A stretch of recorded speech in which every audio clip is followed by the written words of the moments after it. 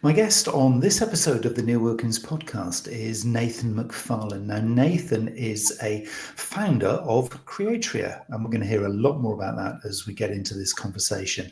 Nathan is a former finance specialist turned social commerce entrepreneur, and we're going to find out why social commerce has been the route that Nathan has taken, because there's some really important little nuances in here for all of us in terms of the power and the influence and the commercial sensitivities around this concept of social commerce. Welcome to the podcast, Nathan. Thanks, Neil. Happy to be here. Yeah, so let's just, for anybody who's not sort of particularly familiar with the concept of social commerce, I mean, it's kind of a couple of decades old now. I mean, it's not a new thing, but the way it's kind of playing out, I think for a lot of brands, a lot of startups particularly, is very, very powerful. But do you want to just give them a little bit of a sense of, from your perspective, what social commerce actually is?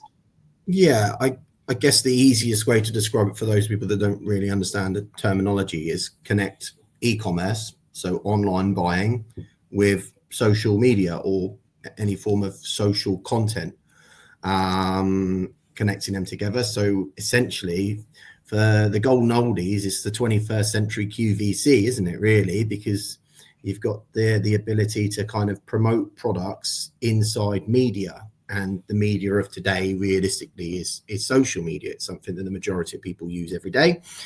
And the evolution of that social media now has got to a point where realistically we can start to purchase products directly through video or through photos or what has been traditionally an evolution recently has been more towards externally being able to purchase. You've now starting to see social platforms where you can purchase internally inside these social applications. And we're just trying to potentially change the business model around that, which puts the user at the forefront of it rather than the corporations.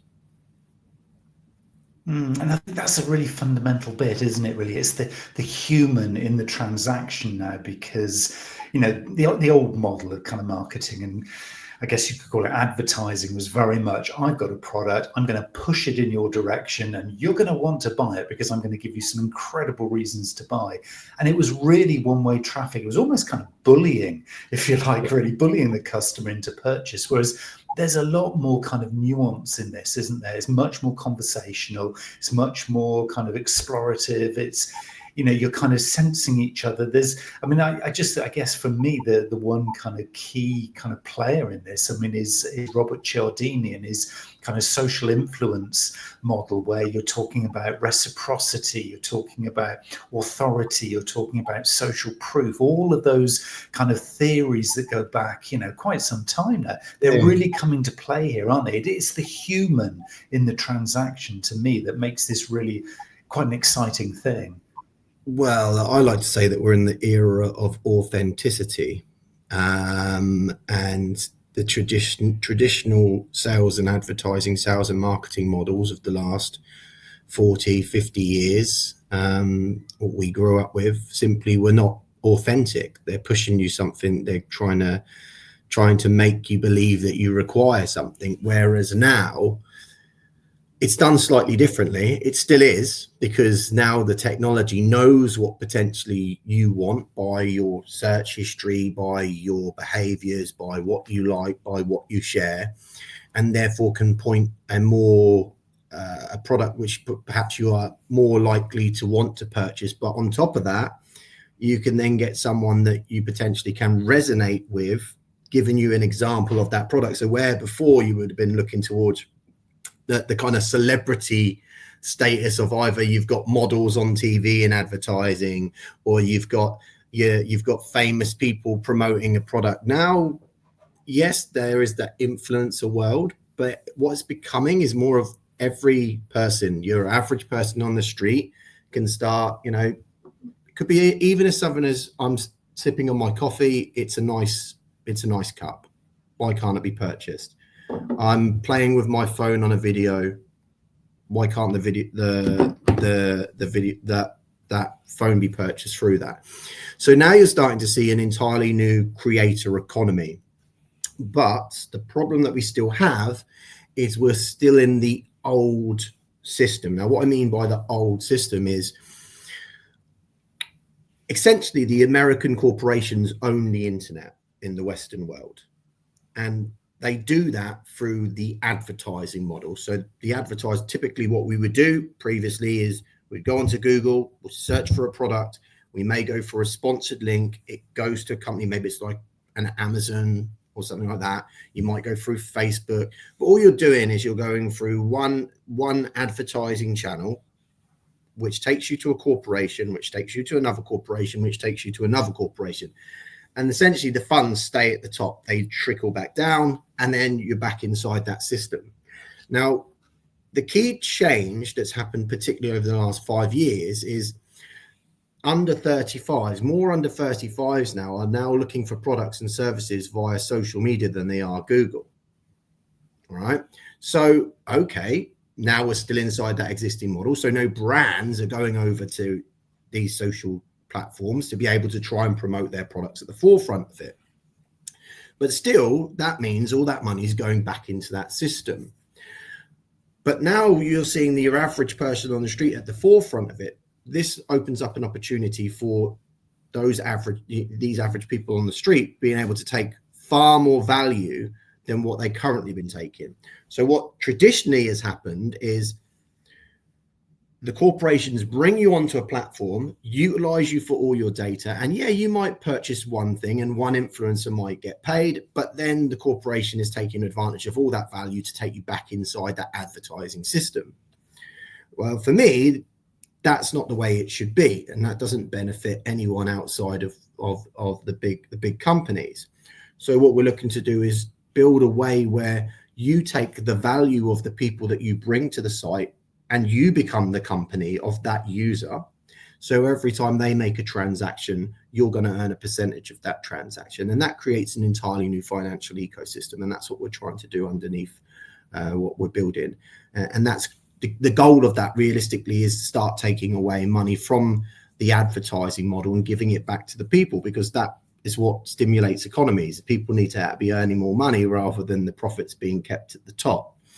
So in an era of what potentially looks to be decentralized, we're building a model where we can position ourselves to become that in due course, in a way where everyone that's part of the platform can have a partial ownership in it in some capacity based on the value that they've brought to the company. So the traditional sense is, you've got shareholders, you've got your CEO, which is great. Okay, so they own the company. Yeah, that makes sense, but wouldn't it be better? And I'm sure I've started the company, so yeah, I can make a little bit more of it. But really, isn't it the people that come to the site and use the site that make the value? So shouldn't they earn the value?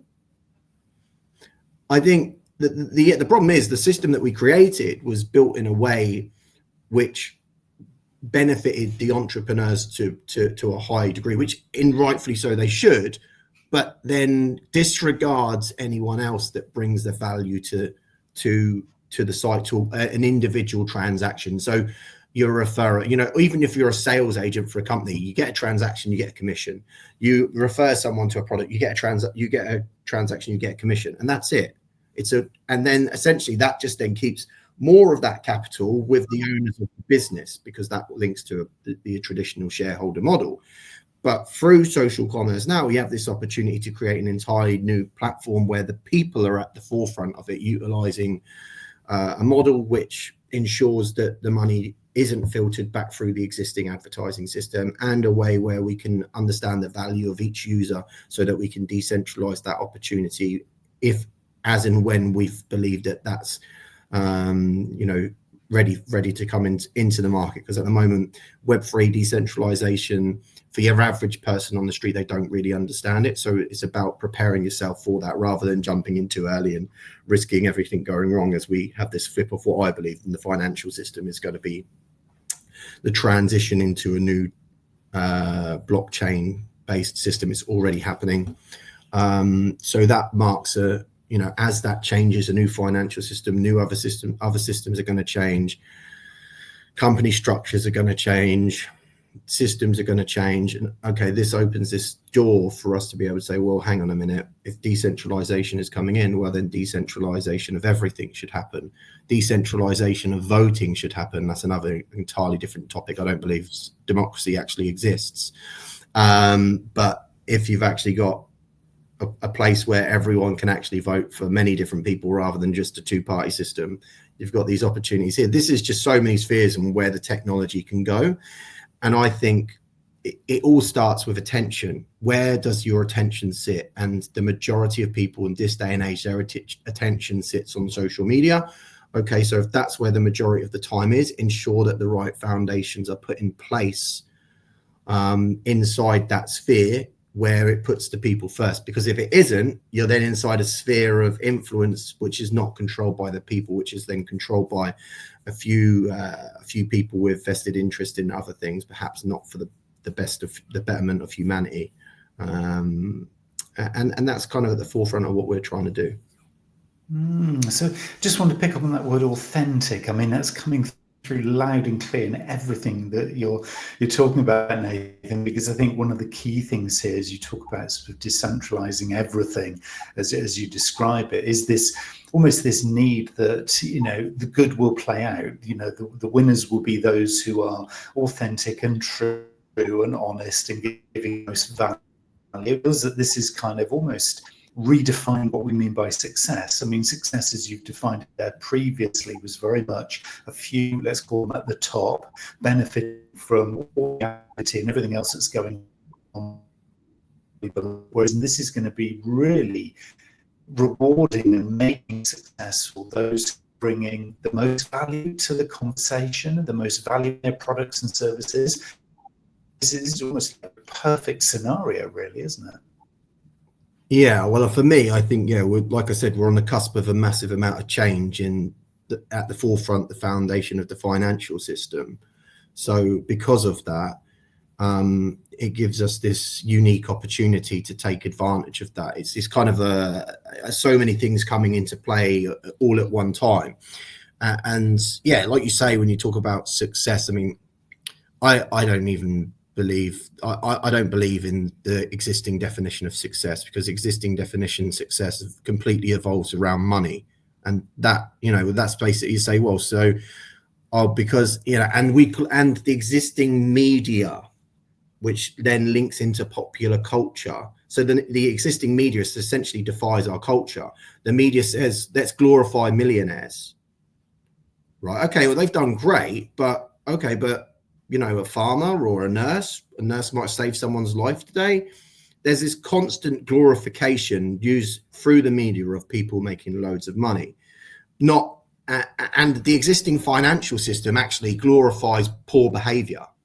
It generally does. Like if you inside the earning model, you're in sales. Okay, you know, do whatever you need to do to get the sale, right? It glorifies poor behavior. So through decentralization, through this change of the way the world's energy works authentically, we have an opportunity to start making what I perceive to be a more honest world, a world where you may not see as, you know, so many millionaires, but more people that aren't living in poverty, because there shouldn't be anyone in this world living in poverty. There's more enough to go around. So I can't say that I'm going to change the entire world through my business, but I can at least drop the breadcrumbs in place to ensure that systems, at least the option of a system which puts the people first is there at the forefront. Which again sort of gives a chance to those who are willing to up and almost join you in the crusade. That's kind of what it feels like. This is kind of quite pioneering stuff. It is challenging a very big beast of, you know, legacy stuff, the system, the process, the monetary system, etc. These are not small, insignificant entities. This is the world we've all lived, almost been forced to live. Yeah, sort of decades now, but if it's now as though, okay, I use the phrase power to the people, but, you know, it really feels that those who are willing to step up are going to get the quick wins. Is that how this is going to play out? Okay, well, the old financial system is already crumbling, and technology is the future of the new financial system. And how that technology is used will define what the next 100 years is. So we're at kind of like the closest moment to where we are now is the Bretton Woods Agreement of 1944. Okay, so we're talking at end of Second World War, and then then we set up the UN and the Bank of International Settlements and all these different companies, like international entities that were set up. That basically have defied the last 80 years. That in some capacity is crumbling. Now, whether or not that's crumbling because of the end of the system, because since 71, when Nixon took us off the gold standard, we've just been printing money, and essentially now we're just built on a bubble of debt. There's nothing backing what our money is. Our money is worthless. So the powers that be already know that it's coming to end, and they now are trying to bring in technologies to be able to change the system. Now, what that system will look like is going to largely be defined by what we choose as people. If we're blindsided by the people that are in power currently by the existing system, and we don't know about how it works, then it's likely that we're going to go down a very interesting path. And I think the UK and Europe are in the most difficult position, largely because we've had the betterment of the existing financial system, and the people that currently in power, the bureaucracies that are currently in power, don't have the interests of the people. They have the interest of corporations and of people of themselves. There's this great book called Hard Times Create Strong Men. Hard Times Create Strong Men, 40s to the 60s. Strong men create good times, 60s to 80s. Good times create weak men, 80s to 2000s. Weak men create hard times now. And it's in a system of 80 to 100 years that completely continues to repeat itself, whether that is through the existing financial system or the power structure, or just individuals as humans in that period of time. The places where you have weak leadership is going to be where, unfortunately, the people will suffer most if they're not awake to it. So it doesn't matter that we've had all this great level of education inside the Western world if it's being manipulated for the wrong reasons, because the wrong people are in power and the men are weak, essentially, that because, we don't want to stand up for what's right because, you know what, my life's okay. It's, I've got this, I've got that. Yeah, but for how much longer? And then what is the sacrifice for your children that's going to come because of that? So I think that there's going to be a shift in where the center of the world is, and it's already shifting. And if you understand like the tiers of the global order, if we say pre-Second World War, the British Empire was the top of the world order, even pre-First World War, and then you had the United States, and then after the Second War, that shifted, and the United States became the global superpower, and the British Empire and Europe became a secondary superpower. All that's happening now is the United States is shifting down to 1.5, and that means the UK and Europe is now no longer relevant at all in the global order, and therefore what actually is said and done. So if you have poor leadership in a country that has no position to be able to say, look, this is have their feet at the table to say this is how the way we want the world to work, then you're going to find difficulty within that country. The reality is, though, in these countries, UK, Europe, there's great infrastructure, great technology already in place. Now it's a case of how is that going to get used for its people? All right. So guess what? I'm from the UK. I live in the UAE. I'm not launching my product in the UK or Europe. I'm going to the place where the future of the world is, the Middle East and Southeast Asia. For me, that's where the world is. Now, eventually we'll move into UK and Europe, of course. But for me, if you have poor leadership and greedy people at the forefront of your political system, linking to your financial system, and knowing that the flow of money is going to move away from those countries to others, then you're not necessarily in the best part of the world for the next 50 years. However, going back to what we were saying, is if you have the technology and the right people and the understanding of what this technology can do for the betterment of its people, you can then put things in place from the top down to ensure that actually the system works for the betterment of the people, not for the betterment of a selected few, which link back to those selected few, link back to the existing old system of what you were talking about, glorifying people that made lots of money already, because as ever, when people make this lots of money, they have this power and they now want to hold on to that power as it's slipping away. That normally means not so good things for the people. So if we understand this and we educate the masses to what's happening inside the system, which it is crumbling, there's no doubt about it. There are fundamental shifts in the existing financial system occurring. And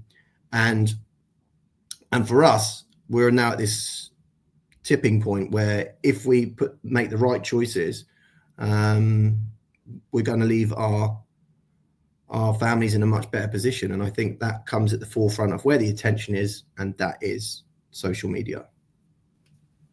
Okay, so Nathan, well, I mean, it's really, really good insight, I think, for everybody kind of listening to this, because, you know, knowing that context and, like you say, kind of almost sort of educating in terms of the harsh reality, irrespective of where you are kind of in the world. I mean, a lot of the followers of my podcast here in the US, obviously a big chunk of them are also in the UK, but we do have other people listening from elsewhere in the world. And I think they're going to be very heartened to know that, you know, you're coming in their direction with this stuff, because, you know, it's very empowering, I think, whatever kind of stage you are in business, whether you're a, you know, large corporate doing, you know, big things that you might have to start sort of rethinking how you're doing it, all the way through to somebody who's got a side hustle. And I know quite a few people who are listening to my podcast are kind of almost doing that moment where, like, I'm ready to jump, but I'm not quite sure. Is this almost like a new way of actually running a business? Because I think for a lot of people, they kind of have their startup, they're looking for funding in the traditional sense, so they get an investor or two on board, and then they kind of go to, you know, creating an MVP, and then they start to kind of launch something, but it's very tied up in an old kind of relatively slow model. The way you're defining business here, then, is it that this is very, very empowering? It's very fast track. It's like, if you are good, you literally start doing social commerce and you're up and running almost the same day, because it feels this kind of decentralized stuff. It gives you that opportunity that if you're good and you're authentic, you can trade almost instantly. Pretty much. And with AI, yes, like, you know, with AI now, you can create a website and a Shopify account and start running some ads instantly. So, you know, if that's what you want to do, personally, for me, that's not my cup of tea. It doesn't fit to my larger purpose, or larger goal. But if someone wants to literally go online and make money on day one and sell a product, they can do it. Go online, use AI to create yourself a website, done in 3 minutes. Then attach a Shopify account, done, 2 minutes, done. Within 10, 15 minutes, you've got a decent website, a Shopify account, and then you can start attach that to Facebook, do some Facebook ads with some products of whatever you want to sell, and then away you go. And, you know, run the ads, test which ads work, and you're going to be making some money. So, I mean, you can go about it that way for sure. Everyone can essentially do that. For me, with what we're trying to do is I want to centralize attention. That's the forefront of my first point, and bring that attention into one place, but do it in a way where the people have ownership of that attention, so that everyone owns a piece of the pie, so to speak. That's just my vision where things are going. I think the barriers to entry in regards to creating products is going to be far less, but you're going to see fewer and fewer big players. That's what I perceive. There's going to be less and less big players, but more and more small ones. So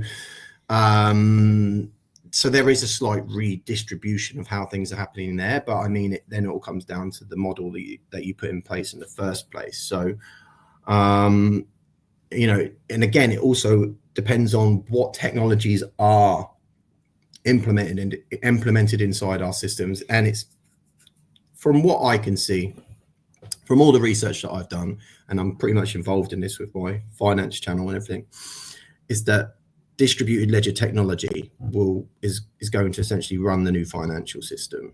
And that means, in layman's terms, is every payment is instant. So every payment from one person to another across borders happens in instant, 3 seconds. Okay, and it's all on the blockchain. That's just one layer. So it starts with payments.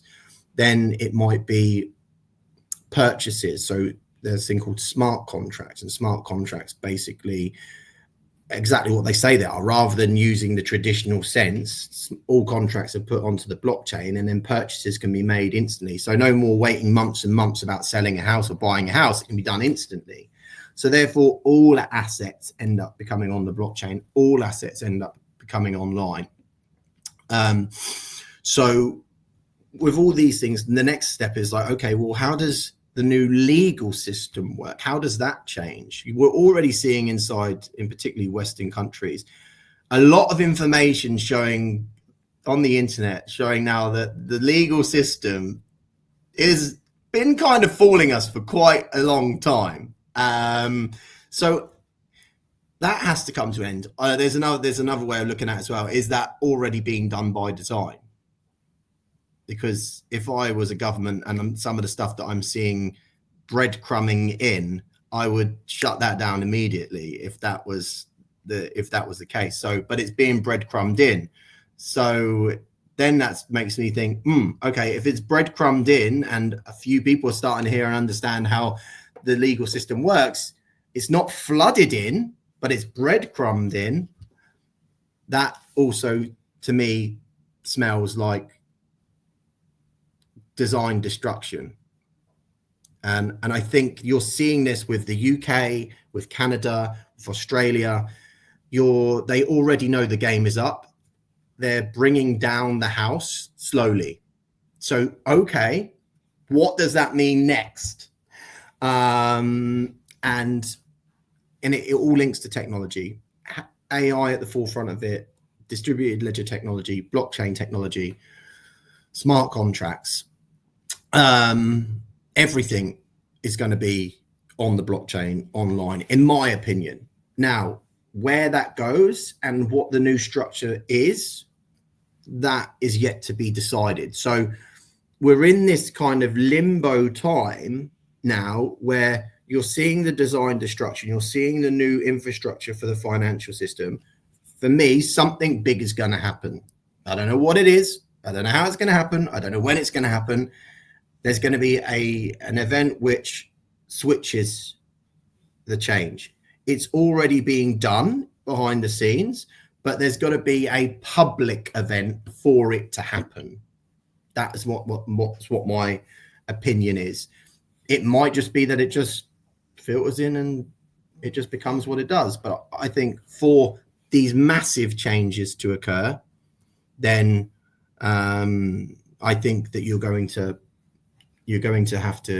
see a big event.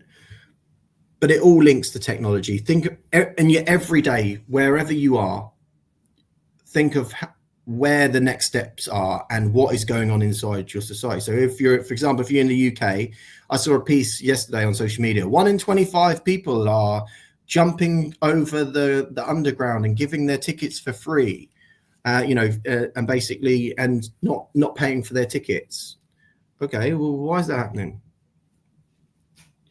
It's waiting for a reaction from the public to say we don't want that anymore. Okay, and how do we do that? Well, we now can control and see people through technology and what they do. Problem, reaction, solution. The design, the destruction of Western societies, creating problems. The people then give the reaction, but the problem's already been created. And then here's the solution, and the solution will be evolved around technology. If the people already understand the solution and already see that before it gets there, then it can't be done.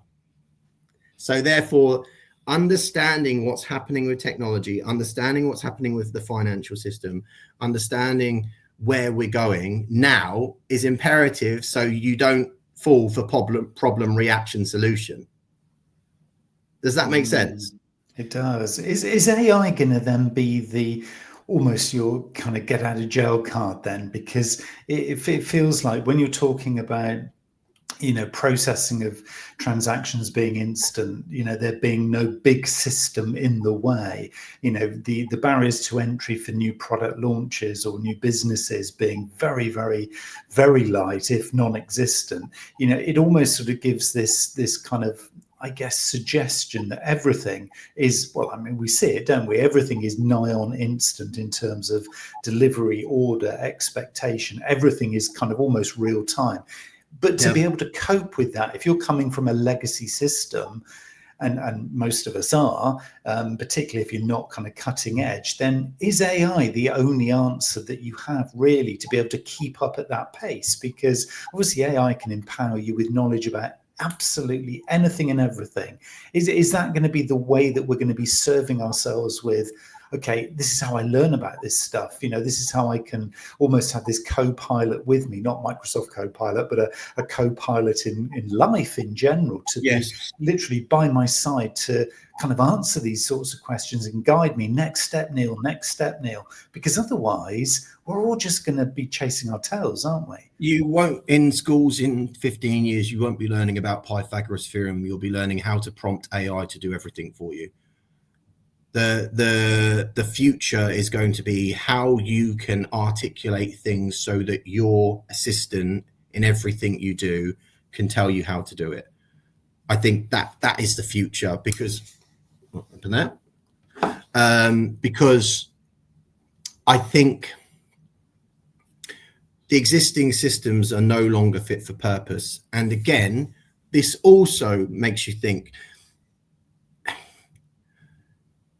I always go on the belief of, if we've got a technology now in the public, it's already been here for 25 years, at least. So if you're seeing the acceleration month on month of AI, behind the scenes, it's already 25 years ahead. Because there's no way, there's no logical reason why any governmental control would let that level of technology come out to the people, because we have to understand what the existing system has been for at least the last 100 years in our lifetimes or our grandparents' lifetimes, which is all about control. So why on earth would you even think for a second that, oh, just on these technologies, that they've not already been thinking and putting these things in place? That's delusion if you think that. So it's all an illusion of, oh, this is AI, it's improved, it's proved, it's already there. Right? It's just, what is it going to be? But now it's about trying to get to a point where you're ahead of the deception, because it's all deception in some capacity, right? It's all illusion because it's already there. You've just got to think, okay, what are the breadcrumbs that are happening here? Okay, this is the direction we're being sent in. Well, hang on a minute. Do I want at least a viewpoint in saying, I don't want it to completely go this way. I want my world to slightly go this way. I mean, and that takes balls and vision and a general care for humanity, which not everyone has, unfortunately. So I think that everyone should already be thinking that if they're seeing where AI is going, to already try to double, triple, quadruple down, because the reality is it's already there. Okay, it might not be in the corporate environment to bring into the people, but it's already there behind the scenes for sure. You can go into all sorts of layers of what you actually believe and where you believe $21 trillion disappeared to through the US government. Again, so many avenues you could go down. An entirely different civilization there. So, you just have to look at the information that's there and start to think for yourself. We've been taught to listen to what the news tells us as gospel, what politicians tells us as gospel, what popular culture tells us as gospel, and it's all BS. Popular culture is driven by media. Media is, we now know pretty much, is the mouthpiece of the government, right? And the government is owned by the corporations who are looking after their own self-interest. So I'm not going to listen to anything or whatever popular culture tells me. I'm going to look at information, I'm going to analyze information, and then I'm going to make an informed decision based on that information to tell me where the world's going. Now, will I always be right? No, but I know at least by not. I know the starting point is don't listen to the existing system. If I want the football scores, I want to know what happened on the Formula One, I'll go on to BBC Sport. Feel free. Outside of that, not a chance, because that's what it's there for. It's there to just keep us entertained, right, and away from what's actually going on. But what this will mean, and what this links with AI, is there's going to be far more evolved, intelligent people on this world in some capacity. But what the world is going to be is still going to be defined by the people. You know, a small few people can't make the decisions for everyone in the world. They think they can, and they will design it in a way to give us the illusion that we're going down the direction that certain few people want to take us in. But that doesn't have to be it. So I just think that critical thinking is the number one skill set that every person should have on the planet. That's the number one skill. The number one skill, critical thinking. And that all comes from ask why. Ask why to absolutely everything. And suddenly, from my perspective, all it's done is taken away layers of indoctrination, layers of me becoming something I'm not, and brought me closer to who I truly am. And then that links, now I can go down a whole spiritual route of what it's made me now. I now have like this truth serum radar of understanding what's going on in the world, because I've aligned myself with truth, because I'm following my truth. And then that suddenly gives you an entirely different outlook on the world, because you're talking about your own evolution of consciousness. And I think any good entrepreneur, if they're following their own truth, they will find along the way that it's not about making money. It's the evolution of your own consciousness. The goal at the start is not going to be the goal at the end. It is a journey, and that journey is the evolution of your own consciousness, of understanding how the world works and who you truly are. You know, Nathan Mcfarlane is just a created avatar, right? It's a name given by my parents. It's a set of morals, ethics given by my parents, and an indoctrination given by society. So when you scrape all of that away, what is it? And that's when you start to understand the understanding what consciousness is. And then everything, for me, the goal becomes about raising the collective consciousness of humanity. Because I'll ask you a simple question, and this is always a great way of looking at it. You got kids, Neil? Yes. Okay, perfect. So you want the best for your kids, right? 100%. So what is the best for your kids? What's the definition of the best for your kids? That they wake every morning and they're happy with the decisions they've made and the world that they've got in that day. Okay, perfect. Great. That's it. So let's extrapolate that statement. So that they wake every day happy. Okay, well, what is the definition of happiness, right? Happiness is, we know happiness is fleeting. No one is ever going to wake happy every day, right? Happiness is fleeting. But if you understand where happiness comes from, happiness actually is a byproduct of what we are in our day-to-day life, and that's consciousness. If you're not conscious of what we actually are, who we actually are, and who we actually should become, on living on a higher state of consciousness, then we can't fulfill that. Now, let me explain what I mean by this. Everything is driven from courage. That's your starting point. Anything below courage, if you don't have the balls to turn up and say, yeah, no, that's right or wrong. So you have upper states of consciousness, lower states of consciousness, and it's all driven between courage. Lower states of consciousness are all driven by fear. Upper states of consciousness are all driven by love. Not I love you. It's love of everything, right? So every other emotion is byproducts of those two feelings. And I always say, all truth comes from a place of love. All lies come from a place of fear. So actually what we all want our children to be is the courage to be truthful, because by being so, they will raise their state of consciousness to live in a place of love for everyone around us. We've individualized society so much. And yes, of course, you know, you've got children, you want the best for them. But actually, if we got to a point in the world where everyone cared for everyone just the way that like all of our kids, all of the children in the world, all of the people in the world are the same, right? Because what we've done inside caring for our kids, which is good, because that's a human nature of survival driven into us from as in this bodily form. But from a consciousness perspective, well, actually, when you get to the point, it's like, well, yes, I've built that love for them, but they're all, if we just take away and go back to what they truly are, we all truly are the same thing. We're all one of the same. So what we actually want is to educate the world to be on such a state of consciousness we could all operate from a place of understanding, we can all operate from a place of reasoning, and therefore we all operate from a place of love. Whereas if you look at the existing system that we've created, it's all driven by desire, it's all driven by greed, it's all driven by fear, a fear-based system. So the argument is what we want for our kids is to raise their consciousness, make them understand how they should be around others. And that in turn is just raising the collective consciousness. So then you're doing it, it's not just for your kids, you're doing it for everyone. But because of the system that we've created, it often evolves around, oh, we want them to have a nice house. We want them to have a nice car. We want them to get the right education. Now, all of these things, they have their position in life, but it's not the foundation of what we all want to be. And as we get older, we know as we get older, all of the material stuff means nothing. We're born with nothing, we die with nothing.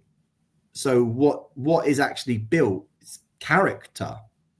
So that's what you want. You want the character of your children to be the best it possibly can be, which all comes from understanding and living a life of truth. But if you buy into the existing system driven by fear of, oh, missing out, fear of not having this, fear of not paying the bills, you suddenly start to understand that everyone on the planet is living from a place of lies because they have to manipulate the situation because of fear. But when you have the balls to turn and say, this is BS, I'm not going to have this anymore, this is what I want the future to be, then we can start making it. Now, one person, difficult. But if hundreds of thousands or millions of people understand that concept, how does that change society? Is there another word in here that needs to kind of come into this mix, which is accountability? Because I think when you go down that route of fear, often then you can divulge all accountability and responsibility for stuff. So you're an entrepreneur. Oh, my business didn't work because my accountant didn't get it right, or customers didn't really get it. It's their fault. It's that person's issue. It's not mine. I'm not taking accountability for the problem.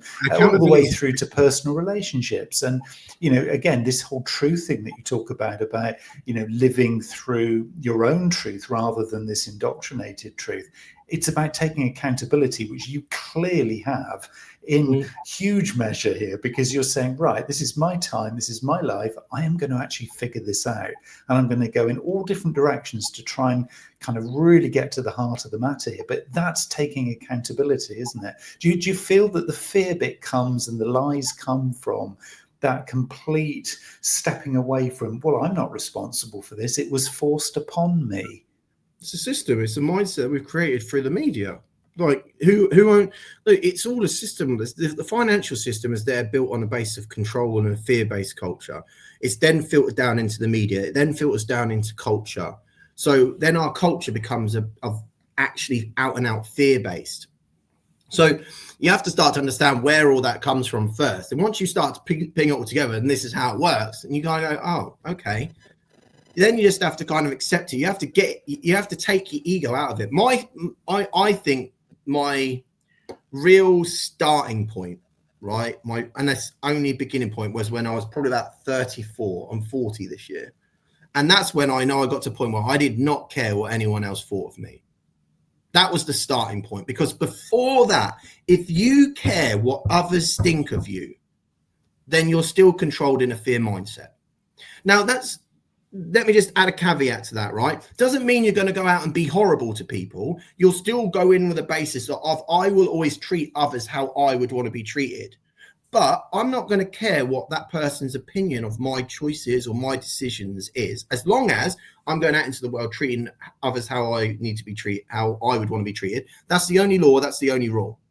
That's it. Everything else is all legalese. Everything else is culture telling you what you can and cannot do. Well, again, BS.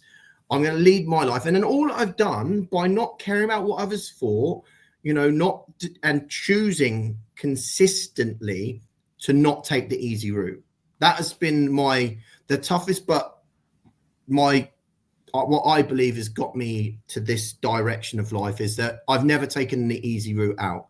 I think that actually helped. And it's also links to your whole life. I remember when I was a kid, he always used to say, you always take the easy route out. You always take the easy route out. You always take the easy route out. And actually, these little things that happened to me when I was younger shaped the decision-making that I had when I was older to aid me in an alignment of where I wanted to go, who I wanted to be, and find out who I truly am. And that leads you to actually having purpose in what you do. I don't care about having a Ferrari or a nice fancy house. I have a nice little bag. I travel around the world, do what I want to do, stay in my mindset, do what needs to do for the betterment of humanity. That's a great purpose, if you ask me. And then if I have a family, if I have kids, I don't have the idea of I have to have the fancy house. I have to have a ton of money. I have to do this. I have to do that. I have to take them to this nice school. No, BS. It's like, the moment you unravel that, and you start to realize, I don't need any of it. Now you link back to it. We go back to the breadcrumbs I was talking about. If I've realized this and I've got to this point, there are thousands, tens of thousands, hundreds of thousands of people who have done exactly the same. And that also links to the decline in an existing system, because the consciousness level that I have right now, built from learning and understanding, it wasn't given to me when I was young. I may have had it when I was born, but my entire childhood and my early and teen years were there, stripping that away. Now, obviously, for whatever is the variables in the world have brought me to understand, okay, it's all an illusion. This is what really matters. That means that's happening to other people as well. So what does that show? For that to even occur, it shows the breakdown in the existing system is already occurring. Because if the system was that strong, I wouldn't be at this level of consciousness right now. So what would you want to do then? What would you go out? If you understood that, what would you personally go out and do? Well, I can't control other people's decisions.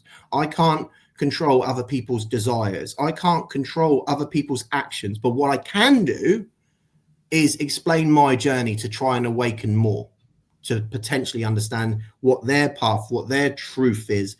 And that's all I keep going back to. Follow your truth. Follow your truth. Follow your truth. And that is very difficult in a society that is indoctrinated to think, it's nice to have a nice car. It's nice to take the kids to school. It's nice to have these nice clothes. It's nice to do this. I can't do it because she'll feel bad. Or all this victim mentality of but who cares? But I mean, and then we go back to one more thing we talked about here. I'm going around in circles, but trying to connect the dots together. Does my mentality sound like of a weak man? No. So in society in this time when everything's crumbling, do you want men like me or do you want weak men? Because if you had a million of me rocking around with the level of consciousness I'm standing at and the understanding of how the system works, I'm a problem. And then you start thinking, there's a few people that have had a few charges against them out of nowhere this week that kind of speak, maybe in a different way, speak about the way the world works in certain capacities, may not agree with everything that they say, but if you've got too much of a voice and you're actually reached a level of consciousness of understanding of how it works, you're a threat to that system, or that system potentially crumbling too quick. If you know the system is crumbling, you want it done piece by piece by piece by piece by piece so that the existing controllers of that system can control the new one. This is a fundamental time in human history, or at least in our lifetimes, where there's an opportunity for more people to awaken faster than the crumbling of the system. Because if the system's already crumbled and you only awake then, you're too late. And that's the key point, isn't it? That, this begins like right now. This is not something you put into your business plan for tomorrow, or think, oh yeah, well, Nathan talks a lot of sense, but I'll look at that next week because I'm really busy right now. It has to start in the moment, doesn't it? It It's a is that. journey. The problem is Yeah. it's a journey. Like this isn't this the way I talk now didn't just come overnight. Like I couldn't speak like this 5 years ago. I couldn't speak like this 3 years ago. I might have pieces of it, right? But to connect everything together, the entire understanding of everything, I couldn't articulate these thoughts then. I didn't understand then. So it's a journey, it's a process. But in that journey and process, you're faced with consistent choices. And if you continue to choose the easy route, if you continue to choose something that's based on a lie, you're not going to get yourself to a point of consciousness of understanding what truly is and what truly isn't. So would this be something then, when we talk, just bring it full circle back round to the whole social commerce piece, this speaking the truth, irrespective of what product or service you're trading with in the old sense of the word, does this speaking of truth need to come through at all times in that social bit of social commerce? Because it feels that you're just paying lip service to it, or you're just kind of faking it if you don't include it. It feels like it has to be there, doesn't it? I always use the example, like with what I'm building, I wanted to make everyone inclusive. My mum is 74 years old this year, and she can barely use, like she calls me on Facebook. She can barely use it, let alone take a photograph. And my mum tries to send me a photograph. I'm like, she doesn't even know what she's doing. But if she can send me a photograph and she's got a photograph of the dog and the dog's wearing a nice lead and the technology can recognize that the lead's there, okay, suddenly I've just found a way for my mum to monetize, right?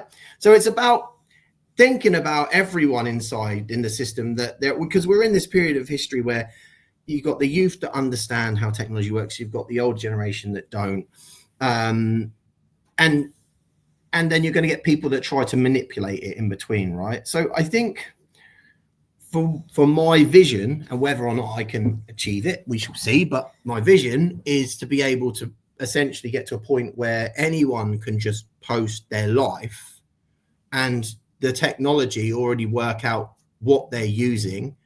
And then guess what? What's more likely to happen is my mum's got her 20 friends from church. She's all, I don't know what's happening here. This light keeps deciding to turn itself off, which is funny. My mum's got her like 20 friends from church.